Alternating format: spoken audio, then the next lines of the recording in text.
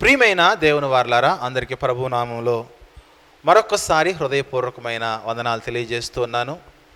అందరూ కూడా సంతోషంగా ఉన్నారని అనుకుంటున్నాను. అందరూ కూడా వాక్యాన్ని వినడానికి సిద్ధంగానే ఉన్నారని కూడా అనుకుంటున్నాను. అందరూ రెడీగా ఉన్నారా? దేవుని యొక్క వాక్యాన్ని వినడానికి అందరూ కూడా సిద్ధంగా ఉన్నారా? సాతాను రకరకాల శోధనల చేత మన హృదయంలోనికి అనేకమైన ఆలోచనలు పంపించేది ఇప్పుడే. నిద్ర అనే ఒక ఆయుధాన్ని బుల్లెట్ మాదిరిగా మన గుండెల్లోకి దించేది కూడా ఇప్పుడే. కాబట్టి ఆసక్తి కలిగి దేవుని యొక్క వాక్యాన్ని వినడానికి అందరూ కూడా ప్రయత్నం చేయవలసిందిగా కోరుచున్నాను. సంఘ ఎదుగుదల అనేది సంఖ్యలోన, ఆత్మీయ భక్తిలోన? మరొకసారి ఈరోజు మనము ధ్యానించబోతూ ఉన్న, వినబోచున్న సందేశము సంఘ ఎదుగుదల అనేది సంఖ్యలోన, ఆధ్యాత్మిక భక్తి, ఆత్మీయ జీవితంలోన. ఎందుకంటే ఈరోజు అనేక మంది నన్ను అడుగుతున్నారు, సంఘము ఏమైనా ఎదిగిందా అని. ఎందుకంటే ఉద్యోగం మానేసి సేవలోకి వచ్చావు కదా, నువ్వు సేవలోకి వచ్చినప్పుడు చాలా తక్కువ కుటుంబాలు నీ యొద్ద ఉన్నవి కదా, ఎన్నో సంవత్సరాలుగా పరిచర్య చేస్తూ ఉన్నావు కదా, కొద్ది కుటుంబాలు మాత్రమే ఉంటే నీకు ఆర్థికంగా చాలా కష్టంగా ఉంటుంది కదా, సంఘము ఏమైనా డెవలప్ అయ్యిందా అని అడుగుతూ ఉంటారు. వారి ఉద్దేశం ఏంటంటే, సంఘము డెవలప్ అయ్యిందా అని ఎవరైతే అడుగుతున్నారో వారి మాటల వెనకాల ఉన్న ఆంతర్యం ఏంటంటే, సంఘములో కుటుంబాలు పెరిగాయా, సంఘములో సంఖ్య పెరిగిందా అనేది వారి ఉద్దేశము. సంఘ ఎదుగుదల, సంఘ అభివృద్ధి అంటే సంఖ్య కాదు. బైబిల్ మనం ఆధారం చేసుకుంటే సంఘ ఎదుగుదల అంటే సంఖ్యలో ఎదగడము ప్రాముఖ్యము కాదు. సంఘ ఎదుగుదల అంటే భక్తిలో నాణ్యత పెరగాలి. మరొకసారి, సంఘ ఎదుగుదల అంటే సంఖ్యలో పెరగడం కాదు, వేల మంది సంఘములో ఉండడం అని కాదు. అఫ్కోర్స్ వేల మంది ఉన్నప్పటికీ కూడా సంఖ్యలో ఎలాగైతే ఎదుగుతూ వస్తున్నదో సంఖ్యకు సమానముగా, సంఖ్యకు సమాంతరముగా భక్తిలోను, భయములోను, దేవుడంటే ఆత్మీయ జీవితంలో, పరిశుద్ధతలో మనం అందరము కూడా ఎదగవలసిన వారమై ఉండాలి. అందుకే సంఘ ఎదుగుదల అంటే క్వాంటిటీ ఎంత ప్రాముఖ్యమో క్వాలిటీ కూడా అంతే ప్రాముఖ్యము. సంఘ అభివృద్ధి అంటే సభ్యులు ఎంత ఎదగడము ప్రాముఖ్యమో సంఘములో ఉన్న సభ్యులందరూ కూడా ఆత్మీయంగా భయభక్తులు కలిగి కట్టబడడం కూడా అంతే ప్రాముఖ్యం. ప్రియమైన దేవుని వారలారా, దీన్ని ఆధారం చేసుకుని బైబిల్లో సంఘ ఎదుగుదలకు పాఠ్య పుస్తకం ఒకటి ఉన్నది. బైబిల్లో సంఘ ఎదుగుదలకు పాఠ్య పుస్తకముగా పిలువబడుతున్న గ్రంథమే అపోస్తులుల కార్యగ్రంథం. ఆ గ్రంథంలో రాయబడిన అనేకమైన సందర్భాలని సమయంలో మనం ఆలోచన చేసే ప్రయత్నం చేద్దాము. సంఘం ఎదగడం అంటే, ఇదిగో ఆ సంఘంలో 1000 మంది ఉన్నారు కదా, ఆ సంఘంలో 10,000 మంది ఉన్నారు కదా, ఈ సంఘంలో 20,000 మంది ఉన్నారు కదా, ఈ సంఘంలో 1,00,000 మంది ఉన్నారు కదా. ఇదిగో 1,00,000 మంది ఉంటే ఉండని, కానీ 1,00,000 మంది అపోస్తుల బోధలో ఉన్నారా? 1,00,000 మంది మంచి సహవాసంలో ఉన్నారా? 1,00,000 మంది మరి అందరూ కూడా రొట్టె విరుచుటలో ఒక క్రమాన్ని ఏర్పాటు కలిగి ఉన్నారా? 1,00,000 మంది, ఎంతమంది అయితే సంఖ్య ఉన్నారో అందరూ కూడా మంచి ప్రార్థనా పరులుగా ఉన్నారా? అందరూ వింటున్నది సరైన వాక్య జ్ఞానమేనా? అందరిలో భక్తి బాగున్నదా? అందరి యొక్క పరిశుద్ధులుగా వారి జీవితాలు, అందరి యొక్క జీవితాలు పరిశుద్ధంగా ఉన్నాయా? ఈ విధంగా మనం గమనించాలి. సంఘం యొక్క ఆధ్యాత్మిక ఎదుగుదల చాలా ప్రాముఖ్యమైనది. సంఖ్యను అందరూ చూస్తారు, వాళ్ళు చాలా పెద్ద సంఘం అండి, అవునా, వాళ్ళది చాలా పెద్ద సంఘం అండి. దేన్ని బట్టి అంటారు చెప్పండి? సంఘం యొక్క గోడలను బట్టి, సంఘం యొక్క సంఖ్యను బట్టి అంటారు. కానీ దేవుని పాయింట్ ఆఫ్ వ్యూలో మీరు చూడండి, ఎక్కడ 2-3 నా నామమును ఉంటారో వారి మధ్య ఎవరు ఉంటానన్నారు? యేసుక్రీస్తు వారు ఉంటానన్నారు. అంటే 1000 మంది ఉంటే నేను ఉంటానలేదు. దానికి అర్థం ఏంటంటే 1000 మంది ఉన్నారయ్యా, 1000 మంది లక్షల సంఖ్యలో సంఘాలైతే ఉన్నాయి, కానీ వారందరి భక్తి జీవితాలు చూస్తున్నప్పుడు ఆ భక్తి జీవితాల్లో అనేకమైన లోపాలు ఉన్నాయి. క్వాంటిటీ బాగానే ఉన్నది, కానీ ఆ సంఘములో క్వాంటిటీ ఉన్న సంఘములో ఏది లోపించింది చెప్పండి? క్వాలిటీ లోపించింది. అందుకే ప్రియమైన దేవుని వారలారా, మరి సంఘ ఎదుగుదలకు, సంఘ అభివృద్ధికు ఒక మంచి పాఠ్య పుస్తకము అపోస్తుల కార్యగ్రంథము. ఆ గ్రంథాన్ని మనం బేస్ చేసుకుని అసలు సంఘము క్వాంటిటీ విషయంలో ఎలా ఎదగాలి, సంఘము క్వాలిటీ విషయంలో ఎలా ఎదగాలి, సంఘము సంఖ్యలో ఎలా ఎదగాలి, సంఖ్యలో ఎందరైతే సంఘములో ఉన్నారో, ఒక 100 మంది ఉన్నారా, ఆ 100 మంది భక్తిలో, దేవుని యందు, పరిశుద్ధతలో ఏ విధంగా ఎదగాలి, క్వాలిటీ, నాణ్యతతో కూడిన భక్తిలో అందరూ కూడా ఎదిగేలాగా చక్కగా దేవుని యొక్క వాక్యాన్ని మనము వినడానికి మనము ప్రయత్నం చేద్దాం. ప్రియమైన దేవుని వారలారా, అపోస్తుల కార్యములలో మనము 2వ అధ్యాయంలో సంఘం యొక్క స్థాపన మనం చూస్తాం. పెంతెకోస్తు దినమున పేతురు గారు వాక్యం చెబితే, పేతురు గారు వాక్యము మామూలుగా చెప్పలేదు, చాలా కష్టమైన మాటలు చెప్పాడు. ధర్మశాస్త్రంలో ఉన్న అనేకమైన బోధలు ఏవైతే ఉన్నవో, అనేకమైన వాక్యాలు ఏవైతే ఉన్నవో, వాటన్నిటిని కూడా ఉపయోగించుకొని, నాయనలారా మీరు మారండి, మారు మనసు పొందండి, నువ్వు వ్యభిచారం ఉన్నది, నీలో తాగుడున్నది, నీలో జోదం ఉన్నది, నీలో అనేకమైన వ్యసనాలు ఉన్నాయి, నువ్వు ఒక దొంగగా ఉన్నావు, నువ్వు ఒక దూషకుడుగా ఉన్నావు, నువ్వు ఒక ద్రోహిగా ఉన్నావు, అల్టిమేట్గా నీలో పాపం ఉన్నది, నీలో ఉన్న పాపమంతా పోవాలంటే యేసుక్రీస్తు యొక్క రక్తంలో కడగబడు అని చెబితే, ఈ వాక్యం విన్న తర్వాత అనేక మంది పేతురు గారి దగ్గరకు వచ్చారు. పేతురు గారి దగ్గరకు వచ్చి వారు వచ్చేసరికి హృదయంలో చాలా బాధపడుతున్నారు. ఏంటా బాధ అంటే, అయ్యా పేతురు, అపోస్తులారా, మీరు ప్రస్తావించిన పాపాల్లో అనేకమైన పాపాలు నా హృదయంలో ఉన్నాయి. అసలు మాట్లాడుతూ ఉంటే నాలో ఉన్న పాపాల గురించే మాట్లాడుతూ ఉన్నట్టున్నది. అందుకే వారి హృదయంలో నొచ్చుకున్నారట. ఎందుకు నొచ్చుకున్నారు చెప్పండి? ఒక్కొక్క మాట బుల్లెట్ల వలె, గుండెల్లో గుణపాల వలె దిగితే వారికి చాలా బాధ అయిపోయింది. ఏంటి బాధ అంటే, మేము చాలా పాపములో ఉన్నాము, మాలో అత్యధికమైన పాపము చేత మేము నిండిపోయి ఉన్నామని వాళ్ళు గ్రహించి పేతురు దగ్గరకు వచ్చి, కడమ అపోస్తుల దగ్గరకు వచ్చి 37వ వచనంలో 2వ అధ్యాయము, అపోస్తుల కార్యములు 2వ అధ్యాయము 37వ వచనం చూస్తే చదవండి ఎవరైనా. వారు ఈ మాట విని హృదయములో నొచ్చుకొని, ఎందుకు నొచ్చుకున్నారంటే, నేను పాపిని, నాలో అనేకమైన పాపాలున్నాయని హృదయంలో నొచ్చుకుని, సహోదరులారా మేము ఏమి చేతుమని పేతురును కడమ అపోస్తులను అడగగా, పేతురు అన్నారు, మీరు మారు మనసు పొందండి నాయనా, పాపక్షమాపణ నిమిత్తం మీరు యేసుక్రీస్తు నామమున బాప్తిసం పొందండి, పరిశుద్ధాత్మ వరాన్ని పొందండి. ఈ విధంగా మీరు 40వ వచనం చూస్తే, మీరు మూర్ఖులకు ఈ తరము వారికి వేరుగా రక్షణ పొందండి అని వారిని హెచ్చరించాడట. మీరు ఈ రక్షణ మార్గములో ఉంటేనే, యేసుక్రీస్తు నామమున మీరు బాప్తిసము పొందితేనే మీరు పరలోకమునకు మార్గములో మీరు ప్రవేశించగలరని వాళ్ళకి అనేకమైన విషయాలు హెచ్చరిక రూపంలో చెబితే, వాళ్ళు ఏం చేశారట 41వ వచనంలో, కాబట్టి అతని వాక్యము అంగీకరించిన వారు బాప్తిస్మును పొందిరి. ఆ దినమందు ఇంచుమించు 3000 మంది చేర్చబడిరి.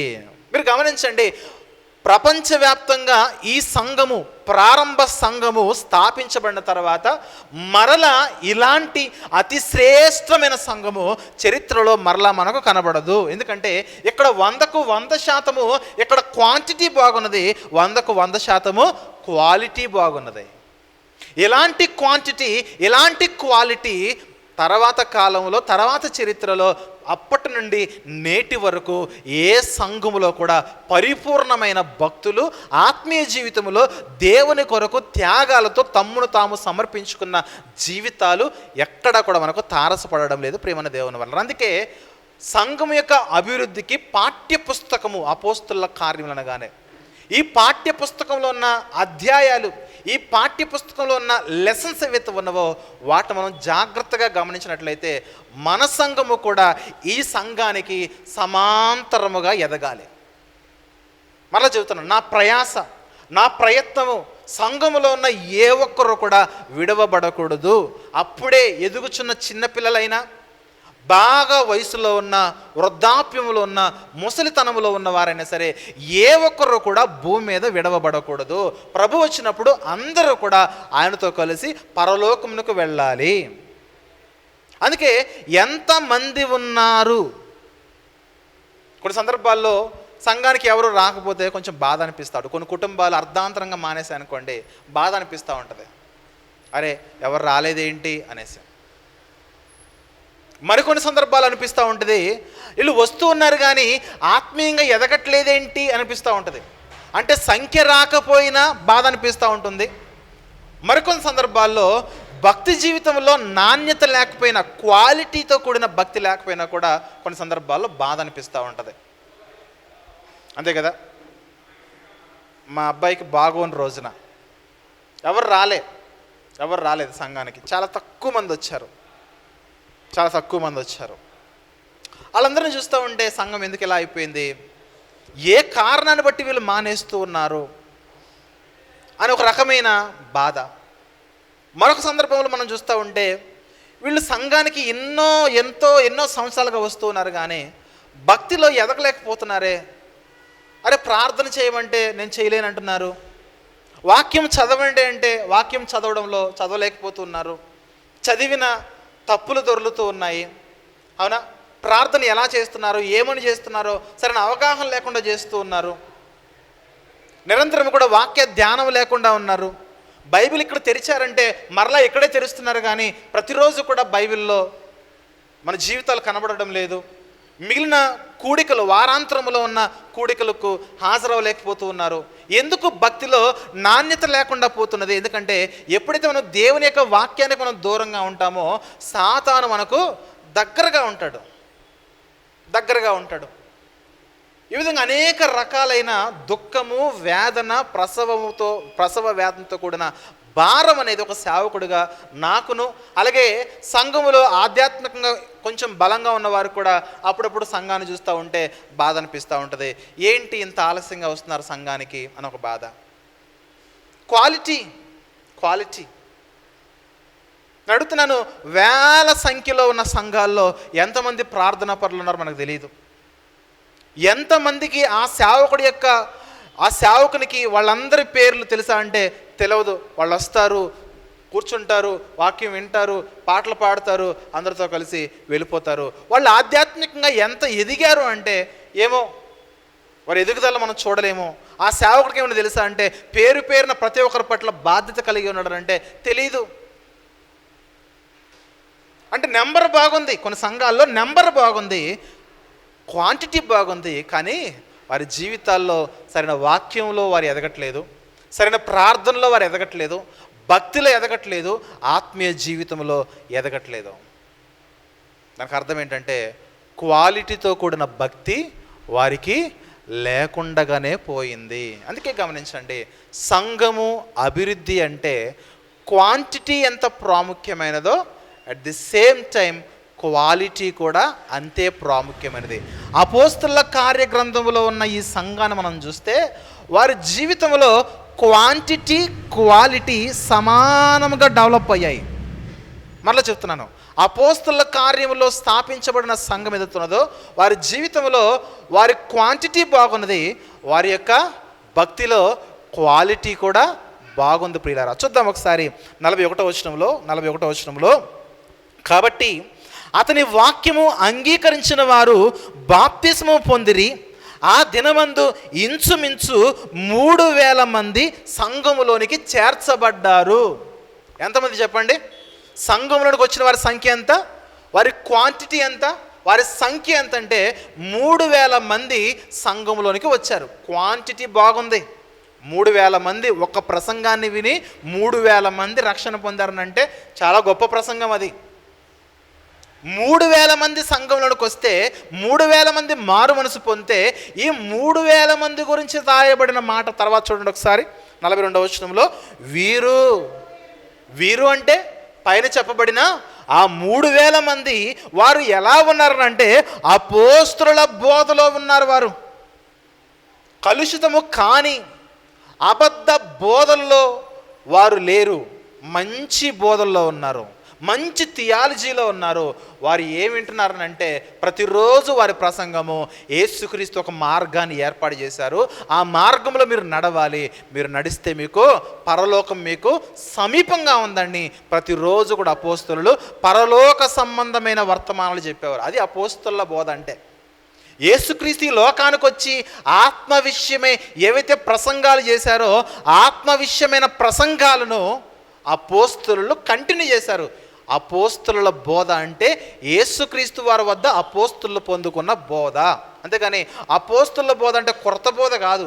యేసుక్రీస్తు వారు 4 సువార్తల్లో ఏ బోధ అయితే ఇచ్చాడో ఆ బోధను అపోస్తలులు కంటిన్యూ చేశారు.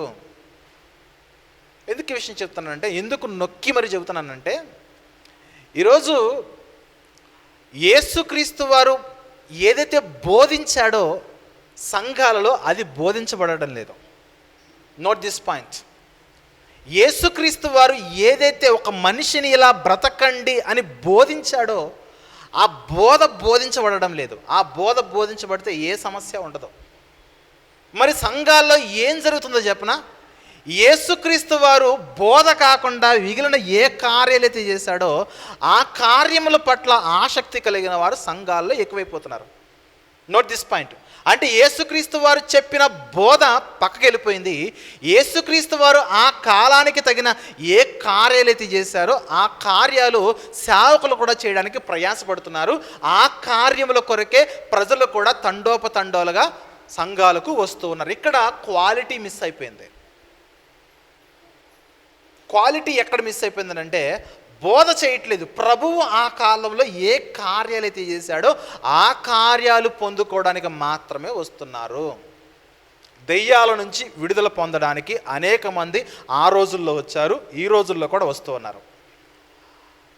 అనారోగ్య పరిస్థితుల నుంచి విడుదల పొందడానికి స్వస్థత కూడికలకు అనేక మంది ఆ రోజుల్లో వచ్చారు, ఈ రోజుల్లోనూ వస్తూ ఉన్నారు కదా. అనేకమైన చీకటి శక్తుల నుంచి విడుదల పొందడానికి ఆ రోజుల్లో వచ్చారు, ఈ రోజుల్లో వస్తూ ఉన్నారు. రొట్టె కొరకు చేప కొరకు ఆ రోజుల్లో వచ్చారు, ఈ రోజుల్లో వచ్చారు.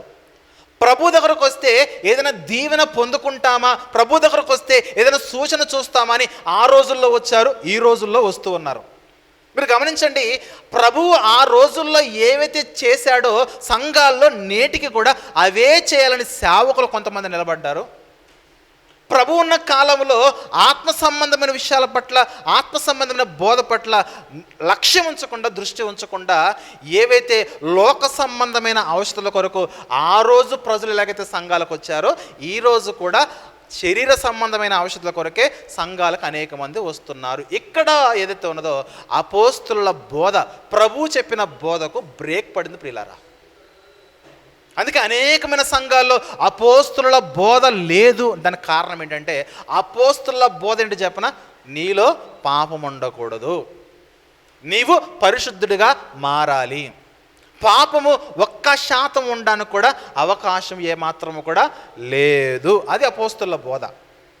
యేసుక్రీస్తు వారి ప్రతి బోధ మీరు చూడండి, ప్రతి ప్రసంగం చూడండి, నీవు క్షయమైన వాటిని విడిచిపెట్టి అక్షయమైన దేవుని రాజ్యంలోనికి నీవు వారసత్వం పొందుకో. అది అపోస్తలుల బోధ.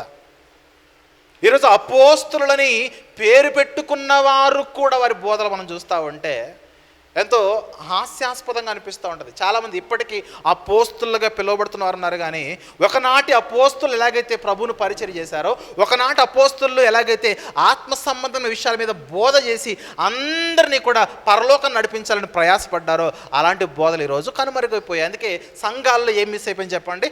క్వాలిటీ మిస్ అయిపోయింది. క్వాంటిటీ బాగుంది. ఒక సంఘంలో 100 మంది ఉన్నారు, ఇక్కడ 200 మంది ఉన్నారు, ఇక్కడ 500 మంది ఉన్నారు, అక్కడ 1000 మంది ఉన్నారు, అక్కడ 2000 మంది ఉన్నారు. ఒకే సేవకుడికి ఎన్నో బ్రాంచెస్ ఉన్నాయి, పెద్ద పెద్ద మినిస్ట్రీస్, పెద్ద పెద్ద డాక్ట్రిన్స్, పెద్ద పెద్ద సిద్ధాంతాలు, పెద్ద పెద్ద సేవకులు సెలబ్రిటీ హోదాలో సేవకులకు నిలబడుతూ పెద్ద పెద్ద చర్చెస్ నడిపిస్తున్న వారు చాలామంది ఉన్నారు. అక్కడ చాలా స్ట్రెంగ్త్ ఉంది. కానీ అందరిలో అపోస్తలుల బోధ విని అందరూ కూడా పరిశుద్ధులుగా బ్రతుకుతూ ఉన్నారా? అపోస్తలుల బోధ వినడం అంటే ప్రవర్తనను మార్చుకోవడమే. ఎందుకంటే అపోస్తలుల బోధ ప్రవర్తన గురించే అత్యధికంగా బోధించింది. ఎందుకంటే పత్రికలు చదవండి ఒకసారి. ఇక్కడ నిలబడి అపోస్తుల కార్యంలో నిలబడి పత్రికలు చదివితే పత్రికలో ఉన్న సారాంశం అంతా కూడా నీ భక్తి ఎలా ఉండాలి? క్వాంటిటీ కాదు, క్వాంటిటీతో సమానముగా క్వాలిటీ మెయింటైన్ చేయాలి. వీరు అపోస్తుల బోధ ఎందును, తర్వాత సహవాసమందును, వెళ్తే వెళ్దాంలే, ఇవాళ రెస్ట్ తీసుకుందాంలే, రేపు వారం వెళ్ళొచ్చులే, ఒక వారం మనం వెళ్ళకపోతే ఏమవుతుందిలే, అలా లేదు. వీరు అంటే ఆ 3,000 మంది మీరు గమనించండి, ఎంతమంది అయితే రక్షణ పొందారో, ఎంతమంది అయితే సంఘంలోకి వచ్చారో అందరూ కూడా వారి జీవితంలో మొట్టమొదటి ప్రాధాన్యత వారి సంఘానికి ఇచ్చారు. అది సంఘం యొక్క అభివృద్ధి అంటే అది ప్రియులారా. నెంబర్ పెరిగిపోవడం కాదు, గమనిస్తున్నారా? నెంబర్ పెరిగిపోవడం గొప్ప కాదు. ఏ నెంబర్ అయితే పెరుగుతూ ఉన్నదో పెరిగిన సంఖ్య అందరూ కూడా ఆత్మీయతలో క్వాలిటీ భక్తిని మెయింటైన్ చేయాలి. తర్వాత రొట్టె విరుచుట. ఎందుకు రొట్టె విరుస్తున్నాము? ఈరోజు రొట్టె విరుచుట ఏదైతే ఉన్నదో చాలామందికి జోక్ అయిపోయింది. సంఘానికి రాకపోయినా, సహవాసానికి రాకపోయినా ఇళ్ళకి తీసుకెళ్ళి మరి రొట్టెను డిస్ట్రిబ్యూట్ చేస్తున్నారు. ఈ రొట్టెను పొలాల్లో చల్లుకుంటున్నారు. ఎందుకు? పంట పొలాలు బాగా పండేస్తాయి. చెరువుల్లో చల్లుతున్నారు. ఎందుకు? పంట చేపలు రొయ్యలు బాగా పండుతాయని. ప్రభు కార్చిన రక్తాన్ని తీసుకెళ్ళి చెరువుల్లో పొలాల్లో పంచేస్తారు, చల్లేస్తున్నారు, పిచికారి స్ప్రే చేస్తున్నారు. అంటే ప్రభువు శరీర సంబంధమైన అభివృద్ధి కొరకు రాలేదు. నీలో నాలో మనందరిలో ఉన్న పాపాన్ని తీసివేసి మనందరినీ కూడా పరిశుద్ధులుగా మార్చడానికి వచ్చాడు. సంఘాల్లో క్వాంటిటీ ఉన్నదా? ఆ క్వాంటిటీలో అందరికీ కూడా ప్రభు యొక్క శరీరము బల్ల పట్ల అవగాహన ఎంతమందికి ఉన్నది? ప్రేమన దేవుని వారలారా, గమనించగలగాలి. మనం ఎదగాల్సింది, ప్రత్యేకించి మన సంఘం ఎదగాల్సింది కేవలము క్వాంటిటీ మాత్రంలో కాదు, కానీ క్వాంటిటీతో సమానముగా క్వాలిటీ కూడా అభివృద్ధి చెందాలి.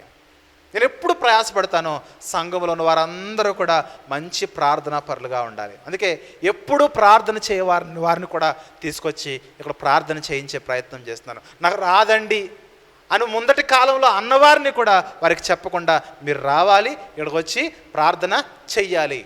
ఎందుకు చెప్తున్నాము, ఎందుకు చేపిస్తున్నామంటే భక్తిలో, ప్రార్థన జీవితంలో ఏం పెరగాలి చెప్పండి? క్వాలిటీ పెరగాలి, నాణ్యత పెరగాలి ప్రియులారా. ఆ నాణ్యత ఎప్పుడైతే పెరుగుతుందో అప్పుడే మన సంఘము అభివృద్ధి చెందిన సంఘముగా పిలువబడుతుంది. కేవలము సంఖ్య ఇదంతా నిండిపోతే పెద్దగా ఏం ప్రయోజనం ఉండదు. ఇదంతా నిండిపోతే నాకేమి ప్రయోజనం ఉండదు, వాళ్ళ ఆత్మీయ జీవితాలకు కూడా ఏం ప్రయోజనం ఉండదు. ఒక నిజమైన సేవకుడిగా నేను కోరుకునేది ఏంటంటే, ఎంతమంది ఉన్నారు? 50 మంది ఉన్నారా? 100 మంది ఉన్నారా? అందరూ కూడా భక్తిలో అపోస్తుల బోధ తరచుగా వినాలి, రెగ్యులర్గా వినాలి, సహవాసంలో రెగ్యులర్గా ఉండాలి, రొట్టె విరుచుటలో రెగ్యులర్గా ఉండాలి, అదే సమయంలో ప్రార్థనలో కూడా రెగ్యులర్గా ఉండాలి. ప్రార్థన చేయడం రావాలి. మీరు గమనించండి, చాలా సంఘాలు మీరు గమనించండి, వాక్యం వింటారు కానీ ఏం గుర్తుపెట్టుకోరు. ఏం ప్రయోజనము? సంఘానికి వెళ్ళిపోతారు, ప్రార్థన చేయడం రాదు. అయ్యో మాకు రాదండి మీరే చేయండి అండి, మాకు రాదండి మీరే చేయండి అండి. దానికి అర్థం ఏంటి చెప్పండి? సంఘము సంఖ్యలో ఎదిగింది కానీ నాణ్యతలో, క్వాలిటీలో ఎదగలేదు.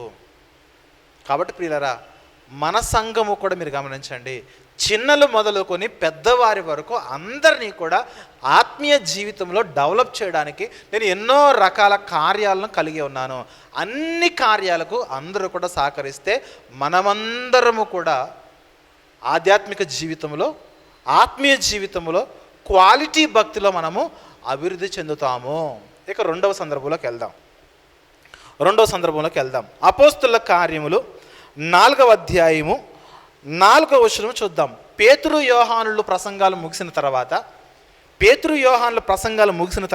4వ అధ్యాయము 4వ వచనం చూస్తే, వాక్యము వినిన వారిలో అనేకులు నమ్మిరి, వారిలో పురుషుల సంఖ్య ఇంచుమించు 5,000. ఎవరు వాక్యం చెబితే? పేతురు యోహానులు చెబితే 5,000 మంది బాప్తిసం తీసుకున్నారు. 5,000 మంది సంఘంలోనికి నూతనంగా చేర్చబడ్డారు. సంఖ్య బాగుంది, క్వాంటిటీ బాగుంది. అపోస్తల కార్యములో ఉన్న సంఘము ఎంతో శ్రేష్టమైన సంఘము. ఎందుకు అంటే వారి క్వాంటిటీ బాగున్నది, వారి యొక్క క్వాలిటీ కూడా బాగుంది.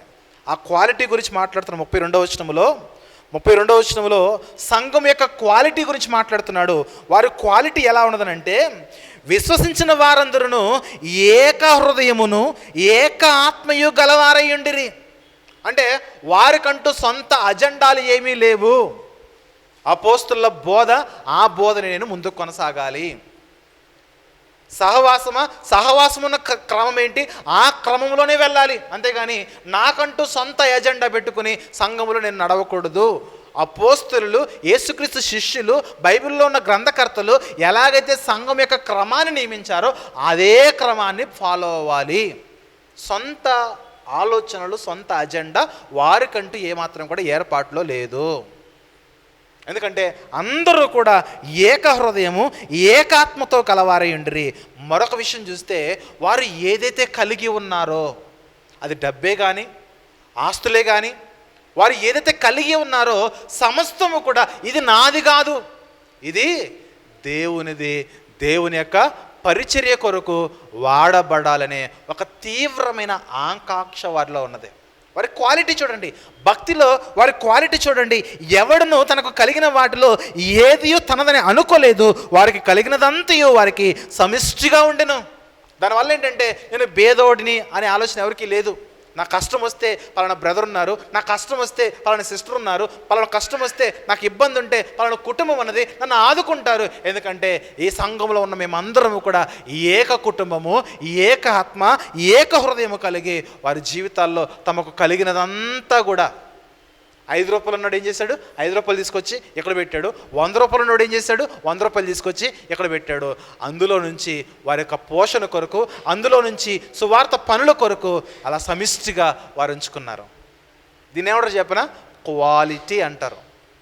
సంఘము ఎదగడం అంటే సంఖ్యలో కాదు, సంఖ్యతో పాటు నాణ్యత పెరగాలి.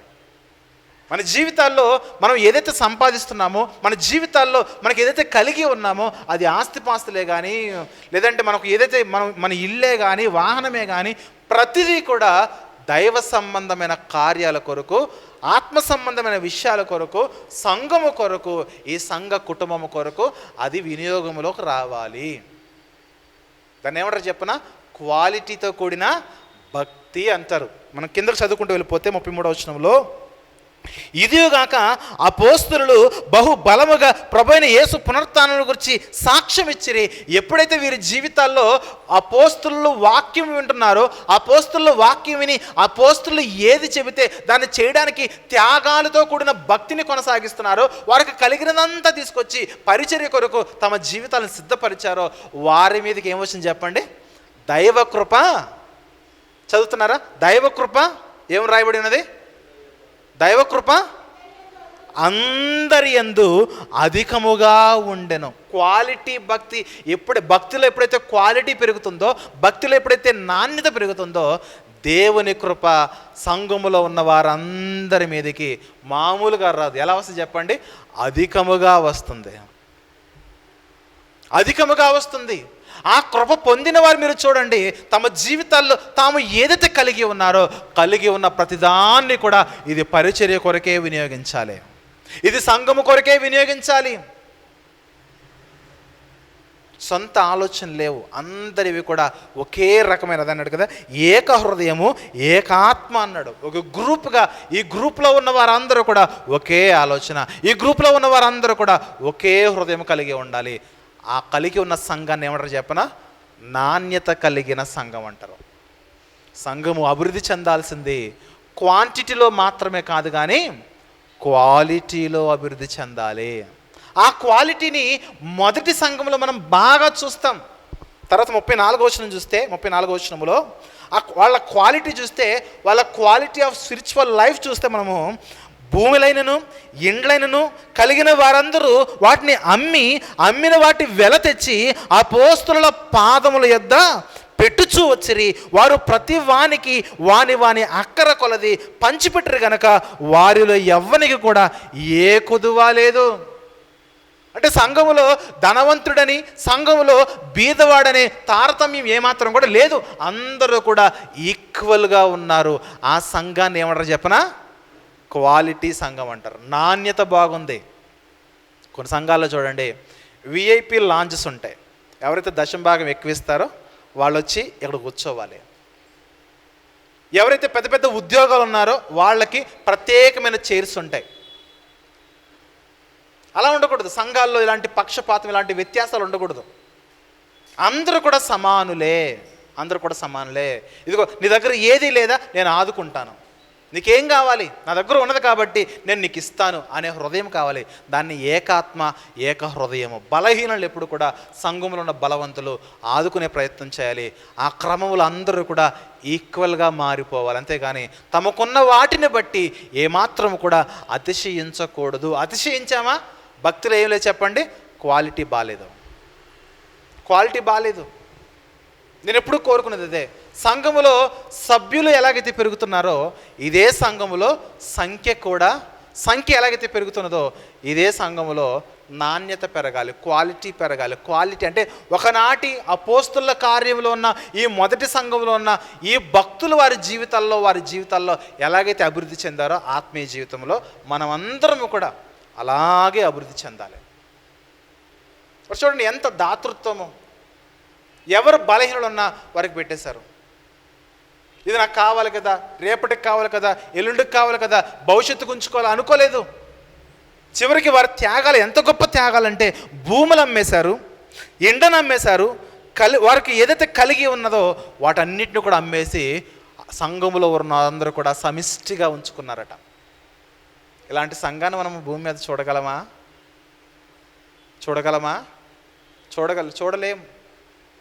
ఈరోజు దేవుడు మీకు ఇవ్వాలంటే మీరు మాకు ఇవ్వండి అని చెప్పే సేవకుల యొక్క ఇళ్ళు, కార్లు కూడా పెరిగిపోతున్నాయి. కానీ ఇచ్చేవాళ్ళ యొక్క కుటుంబాలు చూడండి అలాగే ఉండిపోతున్నాయి. అంటే వాక్యము ఎరిగిన వారు కూడా బీదలను, దీనులను మరి ఏమంటారు వాళ్ళని ఆదుకునే పరిస్థితులు లేరు. కానీ ఎంతసేపు కూడా వాళ్ళ కడుపులే నింపుకుంటున్నారు, వాళ్ళు ఇల్లే పెంచుకుంటున్నారు, వారు కార్లే పెంచుకుంటున్నారు, వారే లగ్జరీని మెయింటైన్ చేస్తున్నారు. కానీ వారి జీవితాల్లో సామాన్యులైన బీద విశ్వాసులను ఏమాత్రము కూడా వారు ఆదుకోవడం లేదు. ప్రియమైన దేవుని వారలారా, అలా ఆదుకోకపోతే సంఘములో ఏం మిస్ అయిందనంటే నాణ్యత మిస్ అయిపోతుంది, క్వాలిటీ మిస్ అయిపోతుంది. భక్తిలో క్వాలిటీ మిస్ అయితే దేవుడు ఊరుకోడు. సంఘములో సంఖ్య లేకపోయినా పర్వాలేదు, నోట్ దిస్ పాయింట్. సంఘములో సంఖ్య చాలా తక్కువగా ఉన్న పర్లేదు, ఇద్దరే ఉన్నా ముగ్గురే ఉన్న పర్లేదు, వాళ్ళందరూ కూడా మంచి ప్రార్థనా పరులుగా ఉండాలి, వాళ్ళందరూ కూడా వాక్యం పట్ల మంచి అవగాహన కలిగి వారు ఉండాలి, వారందరూ కూడా చక్కటి సహవాసం ఉండాలి, ఒకరినొకరు ఆదుకునేవారుగా ఉండాలి. అదే సమయంలో రొట్టె విరుచుట్లో కానీ అందరూ కూడా ప్రభువును పోలి నడుచుకోవాలి. అలాంటి క్వాలిటీకి రావాలి. ఎవరు ఏ ఇబ్బందిలో ఉన్నా నేనున్నా, నీకేం కాదు, నేనున్నాగా, నీకేం కాదనే ఒక ధైర్యాన్ని ఇవ్వాలి. దాన్ని ఏమంటారు చెప్పనా? క్వాలిటీ చర్చ్ అంటారు. మరి ఇలాంటి క్వాలిటీ చర్చ్ అప్పుడున్నది ఈరోజు ఉన్నాయా అంటే ఆల్మోస్ట్ లేవనే చెప్పొచ్చు. ఒకవేళ మన చర్చ్ ఆ స్థితిలోనికి రాలేకపోతే ఈ చర్చ్ కూడా క్వాంటిటీ పెరుగుతుంది కానీ క్వాలిటీలో, భక్తిలో పెరగట్లేదు అని అర్థం. ప్రవర్తనలు మారాయి, పరిశుద్ధులుగా మారారు. వారికి ఏదైతే కలిగి ఉన్నారో సమస్తము కూడా దారబోసి అనేక మందిని రక్షించాలని వారు ప్రయాసపడ్డారు. ప్రియమైన దేవుని వాళ్ళరా, అది కావాలి మనకు. సంఘాన్ని సంఖ్యలో క్రమక్రమంగా అనేకులు రక్షించడం ఎంత ప్రాముఖ్యమో రక్షింపబడిన వారందరినీ కూడా నాణ్యతలో అభివృద్ధి మరి పెంపొందించడం కూడా అంతే అవసరము. ఇక మూడవది చూద్దాం, మూడవ సందర్భం చూద్దాం. అపోస్తుల కార్యములు 6వ అధ్యాయం చూద్దాం. 6వ అధ్యాయంలో మొదటి 7 వచనాల్లో ఉన్న సందర్భాన్ని మీ జ్ఞాపకాలకు తీసుకొస్తాను, గమనించండి. అపోస్తుల కార్యములు 6వ అధ్యాయము మొదటి వచనం చూద్దాం. ఆ దినములలో శిష్యుల సంఖ్య విస్తరించుచున్నది. చాలు ఒకసారి, అంటే చర్చిలో శిష్యులు ఎవరైతే ఉన్నారో శిష్యుల యొక్క సంఖ్య, క్వాంటిటీ పెరిగిపోతూ ఉన్నది. క్వాంటిటీ పెరిగిపోతూ ఉంటే ఎవరైతే శిష్యులైపోయిన వారందరూ కూడా మేము గొప్పోళ్ళం అయిపోయాము అనే ఫీలింగ్స్లోకి వచ్చేసారు. అందుకే విధవరాండ్రుల పట్ల చిన్న చూపు చూడడము, భాషను బట్టి, వారికున్న స్థలాలను బట్టి చిన్న చూపు చూస్తూ ఉంటే అపోస్తులైన వారు ఆ శిష్యులందరినీ పిలిచారు. శిష్యులారా, సెకండ్ కేటగిరీలో ఉన్న శిష్యులారా, మీరందరూ రండి.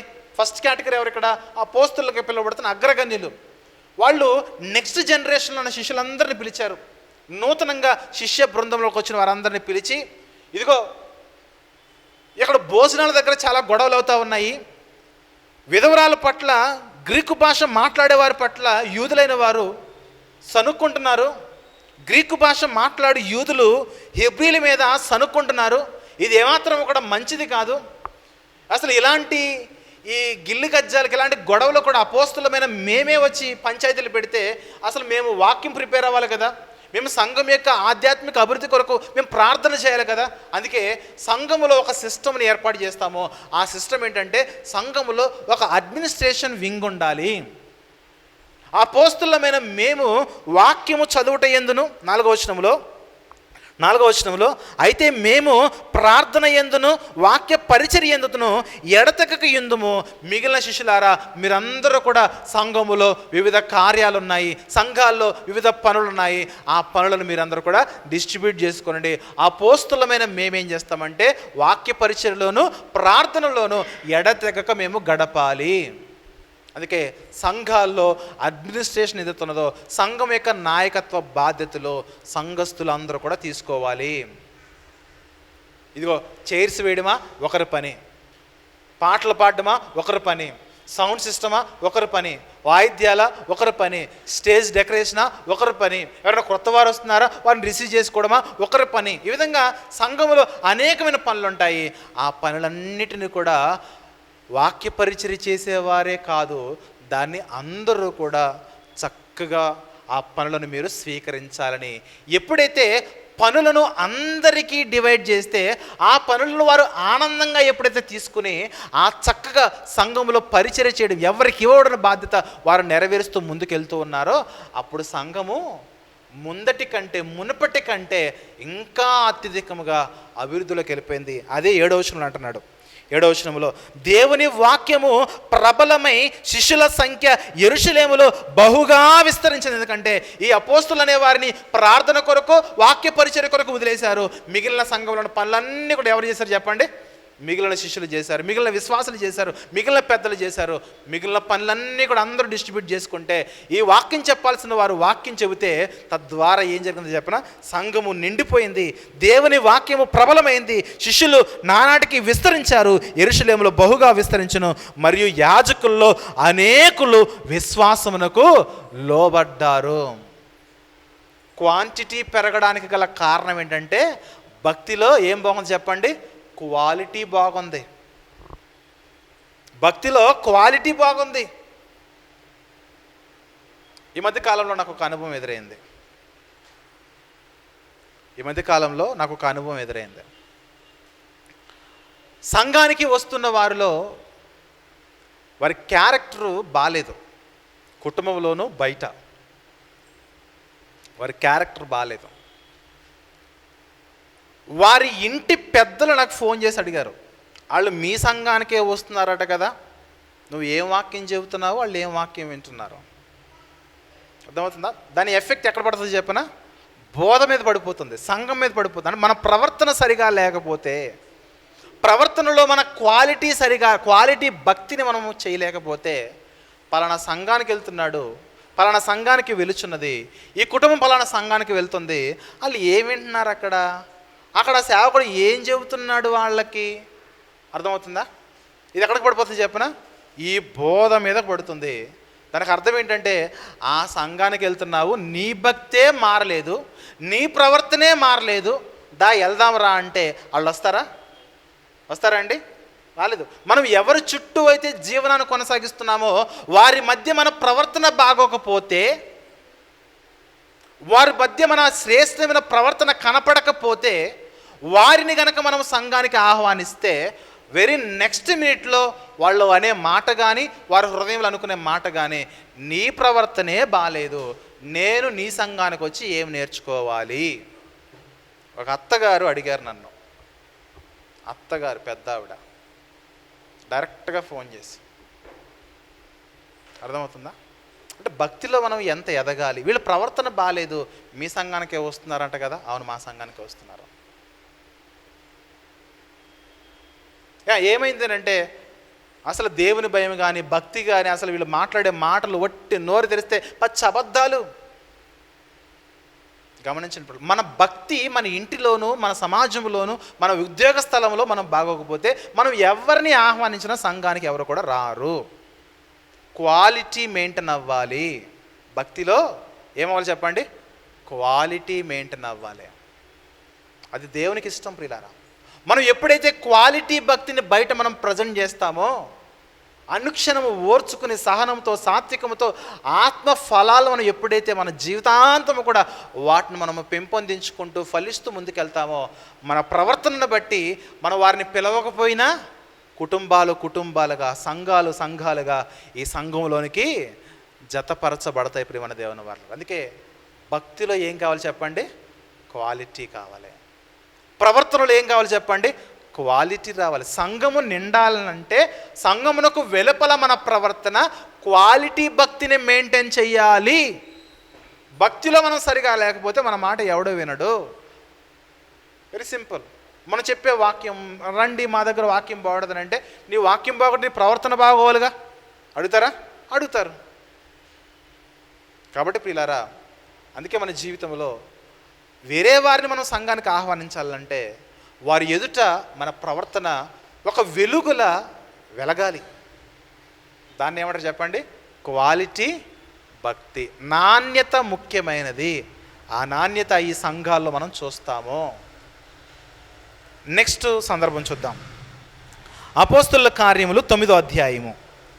అపోస్తుల కార్యములు 9వ అధ్యాయము 31వ వచనం చూద్దాం ప్రియులారా. అపోస్తుల కార్యములు 9వ అధ్యాయము 31వ వచనం చూస్తే, కావున యూదయ గలిలయ సమరయ దేశముల యందంతటా సంఘము క్షేమాభివృద్ధి నందుచు సమాధానము కలిగి ఉండెను.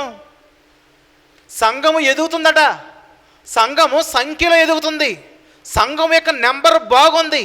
సంఘము ఏ నెంబర్ అయితే బాగుందో ఆ నెంబర్లో అందరూ మీరు చూడండి, అందరూ కూడా 5,000 మంది ఉన్నా, 3,000 మంది ఉన్నా, 10,000 మంది ఉన్నా, 15,000 మంది ఉన్నా, వారందరి పట్ల ఏముంది చెప్పండి? సమాధానం ఉంది.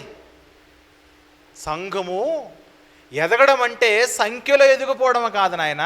సంఘములో ఉన్న వారందరూ కూడా సమాధానకరమైన పరిస్థితులు మీరు మెయింటైన్ చేయాలి.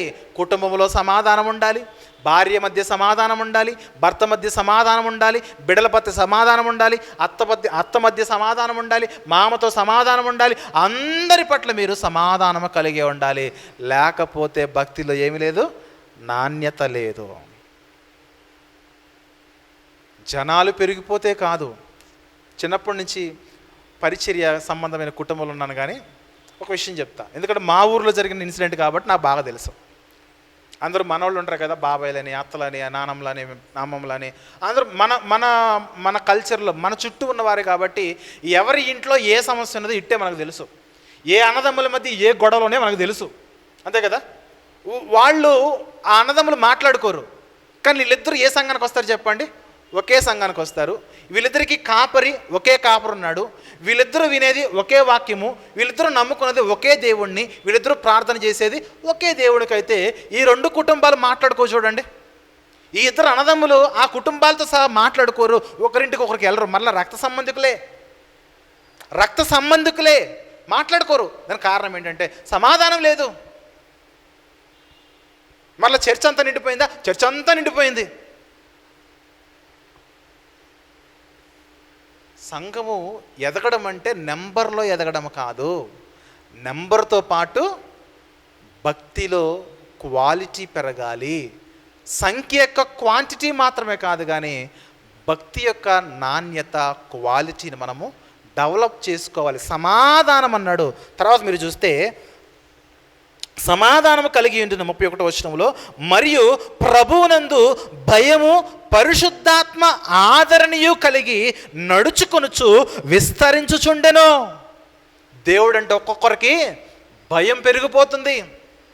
సంఘానికి వెళ్ళాలని, తొందరగా వెళ్ళాలి, తొందరగా వెళ్ళాలని ఒక భయము, వాక్యాన్ని శ్రద్ధగా వినాలి, దేవుడు మాట్లాడుతున్నాడనే భయము, పాట పాడుచుండగా మనం కూడా దేవుని స్తుతించాలనే ఒక భయము, అమ్మో అబద్ధం ఆడుతున్నానా ఒక భయము, ఎక్కడైనా దూషిస్తున్నానా భయము, ఎవరితోనైనా అన్యాయంగా ప్రవర్తిస్తున్నానా అనే భయం ఉన్నది, ఎక్కడైనా బూతులు మాట్లాడుతున్నాననే భయం ఉన్నది. ఇలా రకరకాలుగా వారి క్యారెక్టర్ని వారు మార్చుకుంటున్నారు.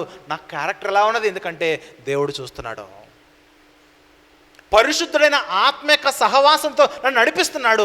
ఆ ఆత్మ సహవాసంలో నేను నడుస్తున్నానంటే పరిశుద్ధతతో కూడిన క్వాలిటీ నాకు ఉండాలి కదా. భయము పెరిగింది ఒక్కొక్కరికి.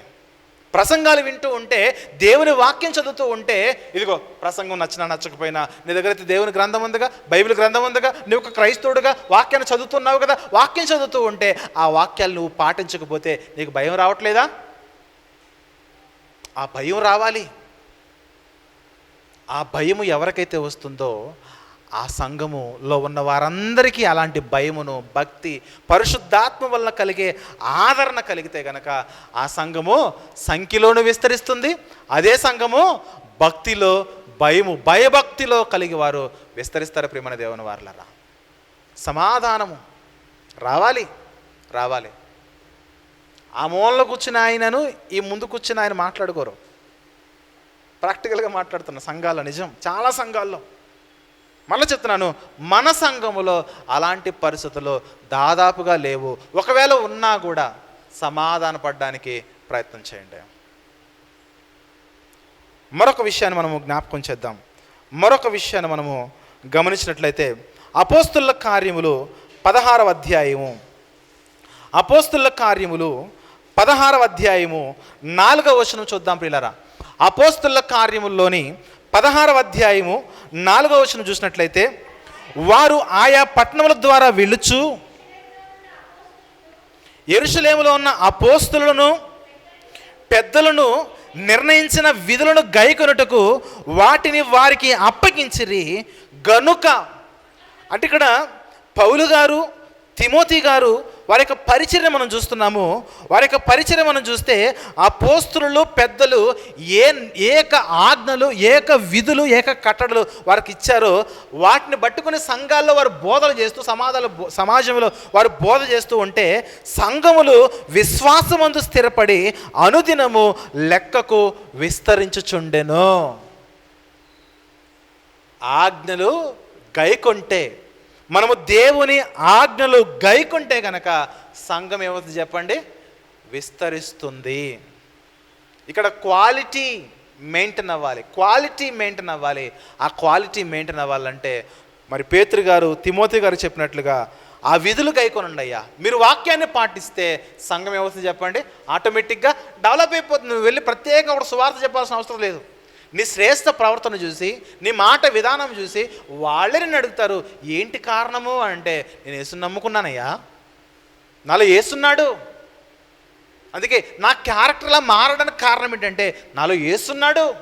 ఒకప్పుడు తాగుబోతుని, ఒకప్పుడు తిరిగిపోతుని, ఒకప్పుడు జోదమాడాను, ఒకప్పుడు అనేక రకాలైన వ్యసనాలు ఉన్నాయి, వ్యభిచారంలో కూరుకుపోయాను, అనేక రకాల పాపాలు ఉన్నాయి, కానీ ఈరోజు నేను యేసుని నమ్మాను అని చెప్తే అది సువార్త. దాన్ని బట్టి అనేక మంది వారు కూడా యేసు నమ్ముకోవడానికి అక్కడ ఆధారం ఏంటంటే, మనం ఏ ఆజ్ఞలైతే గైకొన్నామో, ఏ విధులైతే మనం ఆచరించామో అవి అక్కడ వారికి సువార్తగా మారితే వారిని కూడా సంఘంలోకి నడిపించేది మనం కలిగి ఉన్న ప్రవర్తన. ప్రియమైన దేవుని వారలారా, మనం కలిగి ఉన్న ప్రవర్తన అది, అంతే కదా. వారు గైకొనుటకు వాటిని వారికి అప్పగించిరి గనుక సంఘములో విశ్వాసమందు స్థిరపడి అనుదినము లెక్కకు నెంబర్ పెరిగిపోయింది.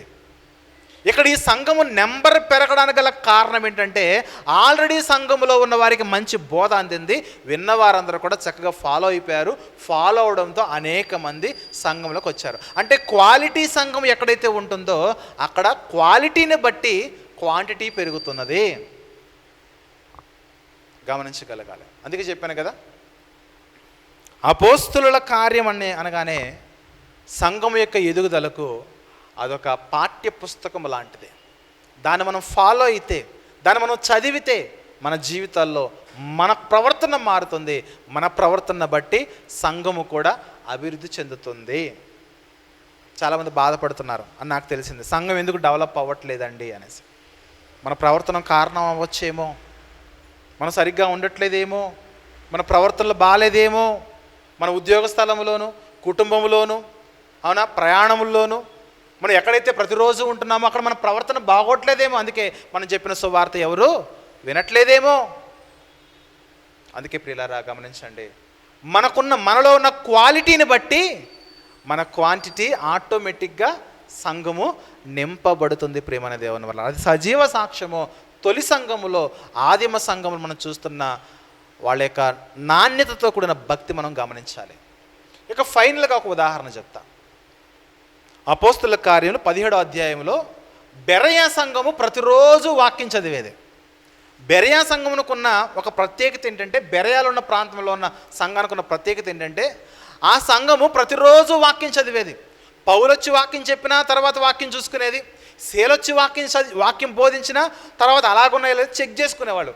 వాళ్ళు ప్రతిరోజు వాక్యము చదవడం వలన జరిగిన మేలేంటంటే, ఆ ప్రాంతంలో ఉన్న ఘనత గల గ్రీసు దేశస్తులు ఎవరైతే ఉన్నారో వాళ్ళల్లో అనేక మంది యేసుక్రీస్తు నమ్ముకోవడం ప్రారంభించారు. బెరయా సంఘము బైబిల్ చదవడం వల్ల, బెరయా సంఘము దేవుని వాక్యం పరిశోధించడం వల్ల అన్యజనులలో ఉన్న ఘనత కలిగిన మామూలు సామాన్య జనులు కాదు, హైయర్ పొజిషన్లో ఉన్న అధికారుల్లో ఉన్న ధనవంతులుగా ఉన్న వారు వచ్చి వీళ్ళ దగ్గరకు వచ్చి, ఏంటి మీరు చదువుతున్నారు, ఏంటి మీరు పరిశోధిస్తున్నారు, మీ రీసెర్చ్ ఎవరి మీద అంటే, మా రీసెర్చ్ వాక్యం మీద, ఆ వాక్యంలో ఉన్న యేసుక్రీస్తు మీద, ఆ వాక్యంలో ఉన్న పరిశుద్ధత మీద. అవునా, అది మాకు కూడా చెప్పండి అంటే, బెరయాలో ఉన్న ఘనత గల గ్రీసు దేశస్తులు, ఎక్కడ అపోస్తుల కార్యములు 17వ అధ్యాయము 11వ వచనం చూస్తే, వీరు అంటే బెరయాలో ఉన్న వీరు తెసలోనికలో ఉన్న భక్తుల కంటే గనులుగా ఉన్నారు గనక ఆసక్తితో వాక్యమును అంగీకరించి పౌలును శీలను చెప్పిన సంగతులు అలాగను ఉన్నవో లేవో అని ప్రతిదినము లేఖనములను పరిశోధించారు.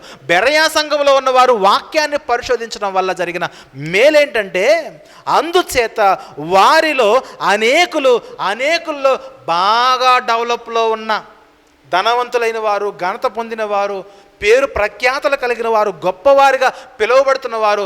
అసలు గ్రీసు దేశస్తులు అంటేనే శాస్త్ర ప్రపంచం అక్కడే పుట్టింది. క్రీస్తు పూర్వం ఉన్న మరి శాస్త్రవేత్తలు ఎవరైతే ఉన్నారో అనేకులు గ్రీసు దేశస్తులే. జ్ఞానులు, ఘనత కలిగిన వారంటే జ్ఞానులు. ఆ జ్ఞానులు ఏం చేశారు చెప్పనా, వారు స్త్రీలలోనూ పురుషుల్లోనూ చాలామంది విశ్వసించేశారు. మనం వాక్యం చదివితే ఫలాలు వస్తాయి ప్రియులారా. మనం ఎప్పుడైతే వాక్యాన్ని పరిశోధిస్తామో మన క్యారెక్టర్ మారుతుంది. తద్వారా మనకు కూడా సువార్త ప్రకటించాలి. మన ప్రవర్తన మారుతుండడం వల్ల అవతలి వాళ్ళు మనల్ని చూస్తారు. మన సువార్త ప్రకటించడం వల్ల మన ప్రవర్తన మారి మనం ఎప్పుడైతే సువార్త ప్రకటిస్తామో దానికి ఫలాలు ఫలాలు ఫలాలు ఫలాలు అక్కడ కనబడతాయి ప్రియమైన దేవుని వారలారా. బెరయా సంఘంలో ఉన్నవారు వాక్యం చదవడం వల్ల ఏం జరిగింది చెప్పండి, అనేక మంది ఘనత గల గ్రీసు దేశస్తులు యేసుక్రీస్తు యందు విశ్వాసం ఉంచారు. వాళ్ళ భక్తిలో వాక్యము చదివే క్వాలిటీ ఉన్నది కాబట్టి అక్కడ అనేక మంది క్వాంటిటీతో సంఖ్య పెరిగిపోయింది. అది కావాలి ఇక్కడ, అది కావాలి. భక్తి జీవితానికి పునాది, వాక్యం అనే పునాది చాలా ప్రాముఖ్యమైనది. ఈ వాక్యము కనిపించదు, అది మనం పాటించాల్సిన వాక్యము బయటికి కనిపించదు. ఇప్పుడు బిల్డింగ్ ఉంది, ఈ బిల్డింగ్ మనకు పైకి కనిపించేది మాత్రం మనం చూస్తున్నాం. కానీ ఈ పైకి కనిపించే ఈ బిల్డింగ్ నిలబడాలంటే కింద ఉన్న ఫౌండేషన్, కింద ఉన్న పునాది ఏదో పునాది బాగుండాలి. పునాది సరిగా లేకపోతే అడుగుతున్నాను, పునాది సరిగా లేకపోతే ఈ పైన కనబడుతున్న ఈ 3-4 అంతస్తులకు ఉంటుందా? ఉండదు పిల్లలు. అందుకే పునాది కనిపించాలి, పునాది బాగుండాలి. కనిపించని వేరు చాలా ప్రాముఖ్యమైనది. ఒక చెట్టుకు కనిపించని వేరు చాలా ప్రాముఖ్యమైనది.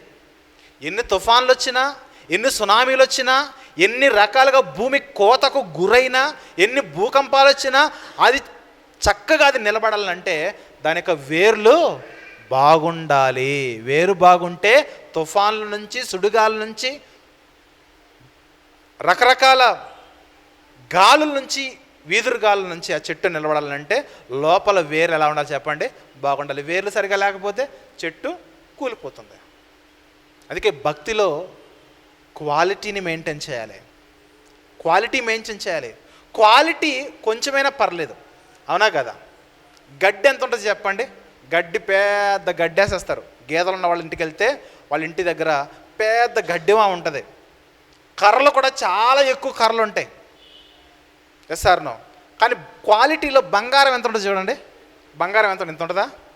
ఇంతే ఉంటుంది. ఎందుకు? బంగారము విలువ కలిగింది. వెండి ఎంత ఉంటుంది చెప్పండి? క్వాలిటీ, అది క్వాలిటీ దాని క్వాలిటీ మంచిది కాబట్టి వెండి ఎంత ఉంటుంది. విలువ గల రాళ్ళు ఇలా ఉంటాయి, అంతేగాని గడ్డివామంత బంగారం ఉంటుందిగా, ఉంటుందా?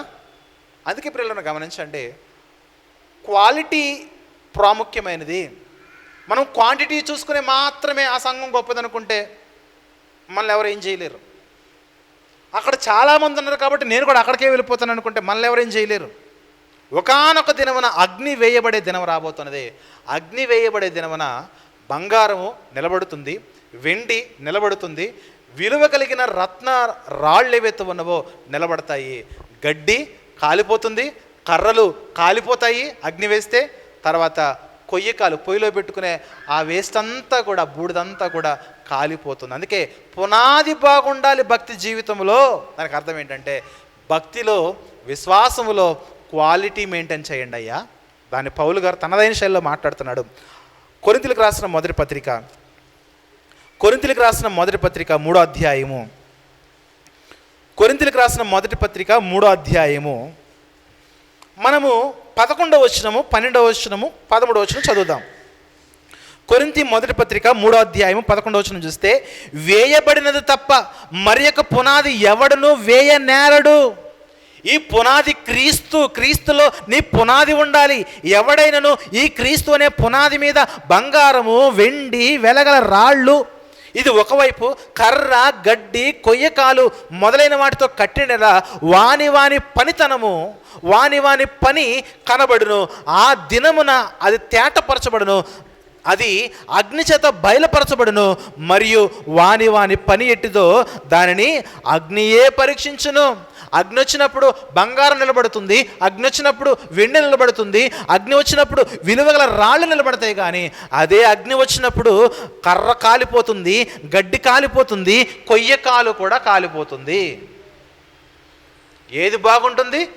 నాణ్యత కలిగిన బంగారము, వెండి, వెలగల రాళ్ళు మాత్రమే నిరంతరము కూడా సంఘాలలో ఉంటాయి. ఇక్కడ వెండి అంటే వెండి ఊహించుకోకండి, బంగారం అంటే బంగారం ఊహించుకోకండి.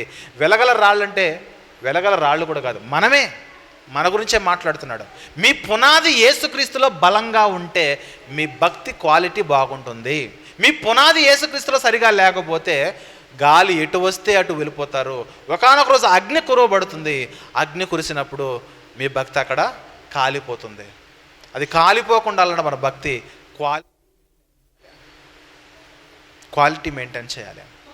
ఏదైనా వనంలో మీరు చూడండి, దేవుడు 2 వృక్షాలను పెట్టాడు. మొదటి వృక్షం ఏంటి చెప్పండి? జీవవృక్షం అంటాడు. ఆదికాండం 2వ అధ్యాయం 9వ వచనంలో 2 వృక్షాలు కనబడతాయి. చదవండి అన్న ఒకసారి. ఆదికాండము 2వ అధ్యాయము 9వ వచనంలో 2 చెట్ల ప్రస్తావన ఉంటుంది. ఆదికాండము 2వ అధ్యాయం 9వ వచనంలో, మరియు దేవుడైన యెహోవా ఆకారమునకు మంచిది అయినా ప్రతి వృక్షమును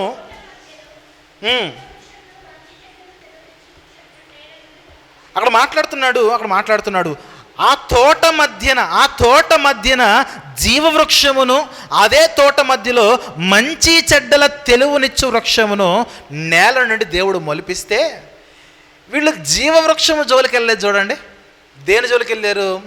తెలివి కోరుకున్నారు, జ్ఞానము కోరుకున్నారు. అపవాది వచ్చి వారిని మోసపురిచింది. మనుషుల యొక్క ప్రారంభ పొరపాటు, ప్రారంభ పాపం ఏంటి చెప్పనా? జీవాన్ని కోరుకోలేదు వారు. దేని కోరుకున్నారు? లోకములో ఉన్న తెలివిని కోరుకున్నారు. 3వ అధ్యాయం 5వ వచనం చూస్తే అపవాదం చదివి చెప్తుంది, ఇదిగో మీ కన్నులు వెలిగించబడతాయి, తెరవబడతాయి, మీరు దేవతల వలె ఉంటారు, మీకు గొప్ప జ్ఞానం వచ్చేస్తున్నాను. కానీ అదిగో అపవాది చెప్పింది విన్నారు, కానీ జీవవృక్ష సంబంధమైన ఆ జీవితాన్ని వారు కోరుకోలేకపోయారు. అందుకే ప్రియులారా, చాలామంది ప్రసంగాలు ఎన్నో ఉంటాయి, లోకంలో అనేకమంది చెబుతూ ఉంటారు, దాన్ని మనం జ్ఞానం అనుకుంటే ఉపయోగం లేదు. మన భక్తికి ఏదైతే అవసరమో దాన్ని కొనసాగించండి. ఫైనల్గా ప్రసంగి చెబుతున్న మాటలు ఎదుగుతున్నదో ఆ మాటలు చూసుకుని మనము ముగించుకుందాము. ప్రసంగి గ్రంథము చివరి అధ్యాయము 12వ వచనం చూద్దాం ఒకసారి. ప్రసంగి గ్రంథము చివరి అధ్యాయము 12వ వచనం చూస్తే 12వ వచనంలో ప్రసంగి 12 చూస్తే, ఇదియుగాక నా కుమారుడా, హితోపదేశములు వినుము, పుస్తకములు అధికముగా రచింపబడును. ఇదిగో నీకు లోకములో ఉన్న లోక సంబంధమైన పుస్తకాలు ఏవైతే ఉన్నవో వాటికి అంతము లేదు. విస్తారముగా విద్యాభ్యాసము చేయుట దేహమునకు ఆయాసకరము. నువ్వు జ్ఞానము లోకంలో ఉన్న జ్ఞానం వెంట పరుగులు పెడుతున్నావే, అది నీకు ఆయాసకరము. మరి ఏంటి ప్రభువా నాకు మేలనంటే 13వ వచనం చెబుతున్నాడు, ఇదంతయు వినిన తర్వాత తేలిన ఫలితార్థం ఇదే, దేవుని యందు భయభక్తులు కలిగి ఉండి ఆయన కట్టడలను అనుసరించి నడుచుచుండవలను, మానవ కోటికి ఇదియే విధి. నీకు భక్తిలో ఎంత జ్ఞానం ఉన్నది డజంట్ మ్యాటర్. నీకు కొద్దిగా జ్ఞానం ఉన్నా సరే భయము భక్తి కలిగి ఆత్మీయ జీవితాన్ని క్వాలిటీ లైఫ్ నువ్వు మెయింటైన్ చేసావా, నీకు చాలా సురక్షితమైన స్థలాల్లో నువ్వు ఉన్నవాడవని అర్థం. కాబట్టి ప్రియులారా గమనించండి, ఎంత వాక్యం వింటున్నామో అంత పరిశుద్ధత మనకు రావాలి. ఎంత వాక్యం వింటున్నామో అంత విధేయులుగా బ్రతకాలి. ఎంత వాక్యం వింటున్నామో అంత సమాధానాన్ని కలిగి ఉండాలి. ఎంత వాక్యం వింటున్నామో అంతగా అందరి మధ్య మనము పరిశుద్ధమైన వాతావరణాన్ని అన్ని సందర్భాల్లో కూడా తగ్గి బ్రతకాలి, తగ్గించుకుని బ్రతకాలి. లోకంలో మన స్థాయి ఎంత పెద్దదైనా సరే, 12వ వచనం ప్రకారంగా మనం లోకంలో ఎంత గొప్పవారమైనా సరే దేవుని సన్నిధికి వచ్చిన తర్వాత నాణ్యమైన భక్తిని మనం కొనసాగించాలి. నీకు ఎంత ఆస్తి ఉన్నా, ఎంత గొప్ప స్థితి కలిగి ఉన్నా, ఎంత గొప్పవారివైనా, ఎంత అధికారం ఉన్నా, ఎంత పేరు ప్రఖ్యాతులు కలిగినా, నువ్వు దేశాలను పరిపాలించే స్థాయిలో ఉన్నా సరే దేవుని సన్నిధికి వచ్చిన తర్వాత దేవుని ముందు మనం అందరం కూడా చిన్నవారమే. ఆ చిన్నవారిగా మనల్ని నిరూపించేది ఏంటంటే మనలో ఉన్న భయము, మనలో ఉన్న భక్తి. ఈ భయము భక్తి మన యొక్క క్యారెక్టర్ని, భక్తిలో మన యొక్క నాణ్యతను డిసైడ్ చేస్తుంది పిల్లారా.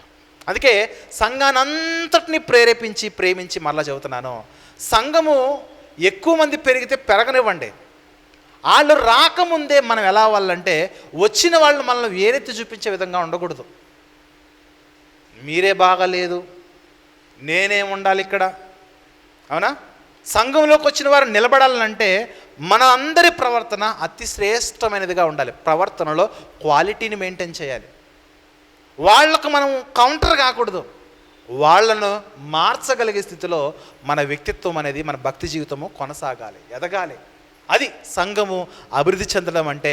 అందరూ కూడా భక్తిలో ఎదగాలి, పరిశుద్ధతలో ఎదగాలి, సమాధానంలో ఎదగాలి, తగ్గించుకునే విషయంలో ఎదగాలి, అందరినీ ప్రేమించే విషయంలో ఎదగాలి, అపోస్తుల బోధలో ఎదగాలి, సహవాసంలో ఎదగాలి, చర్చిలో ఎదగాలి, ప్రార్థనలో ఎదగాలి, రొట్టె విరుచుట్లో ఎదగాలి, సువార్తలో ఎదగాలి, దాతృత్వంలో ఎదగాలి, ఆరాధనలో ఎదగాలి. ఎందుకంటే ఆయన గణపరిస్తేనే దేవుడు మనల్ని గణపరుస్తాడు.